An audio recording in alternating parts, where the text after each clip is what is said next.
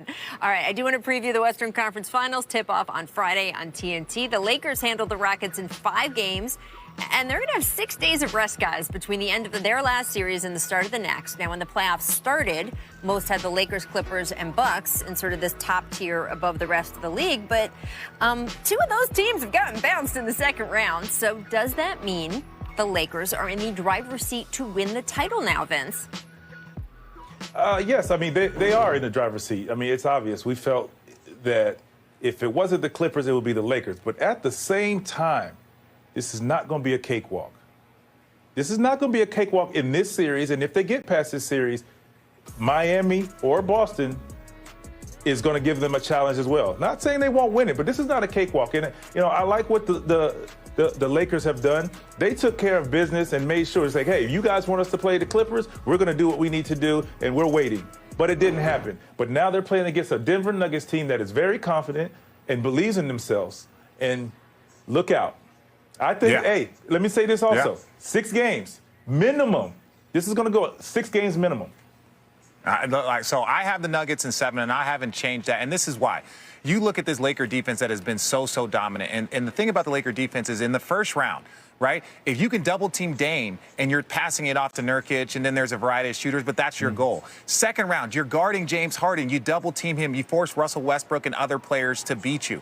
The problem is if you double team Jamal Murray that just had a 40 ball and has had 50, 50, 40 in this postseason, you're throwing it to Nurkic. And now he's throwing no-look backdoor passes. He's throwing shots out to open three-pointers. He has his own floater. He can post up a small. So that's why the Denver Nuggets have been so good, is because you can't double team him. You can't double team Jamal Murray. And then if you do, you're passing it to the best big man in basketball that can dominate you from a variety of ways. So I still think the Denver Nuggets are a problem that the Lakers have not seen. And I think that's why they have a chance to win this thing in 7.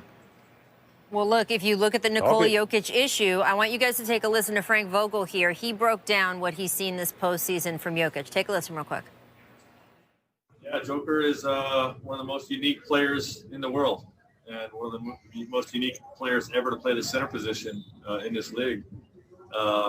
You know, what he's able to do, he basically can hurt you in all ways. He can hurt you at the three-point line, in the pocket, playing the 4-on-3 game in the post, and obviously with his passing, which you know, they understand his abilities up there, passing the basketball and do a great job speed cutting through the lane.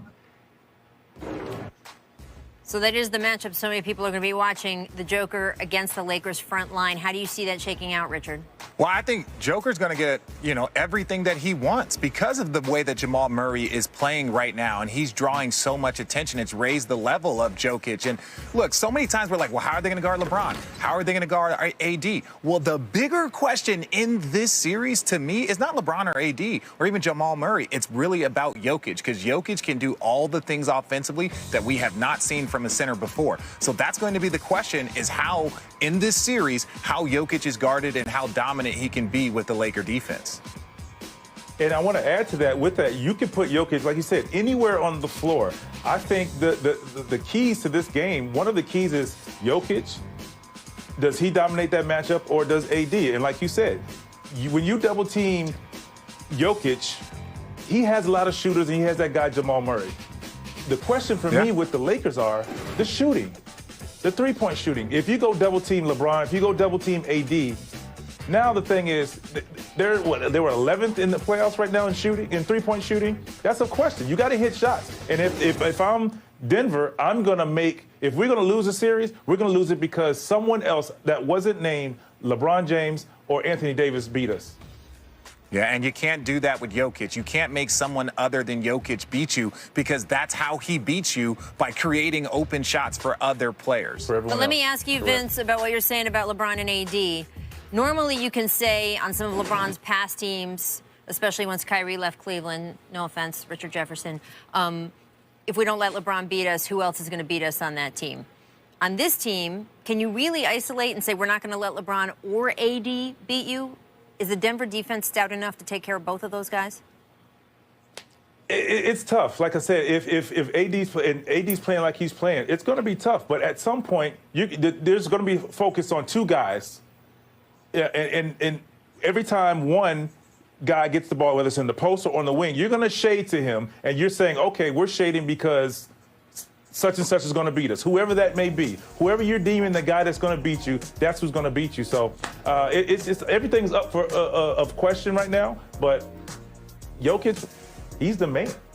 Yeah, he is the man. There's not much to say. But look, Anthony Davis, the one good thing is because of Anthony Davis, because of JaVale McGee, because of Dwight Howard in the post, and that's why I don't think we're going to see him in the post very, very much. Because in the post, these guys can just guard him one-on-one. Yeah. They can guard him, and you have guys that can move around with them. They're not like big stiffs. They're not like Nurkic or somebody like that, or Steven Adams that would be having to chase him around. So you can keep these huge, versatile bigs that the Lakers have. So they're going to keep him on the perimeter. He's going to be on the perimeter. He's going to be at the elbows, because now he can pick you apart and play one-on-one. That's why he's such a matchup problem. RJ, he's no little man down there. He's no little man down there. And if but he you gets to working gotta down live there with and feeling him on the block. No, agree. Yeah, exactly. But if he's getting comfortable and he's scoring on your bigs, he gets the right in foul trouble. What happens then?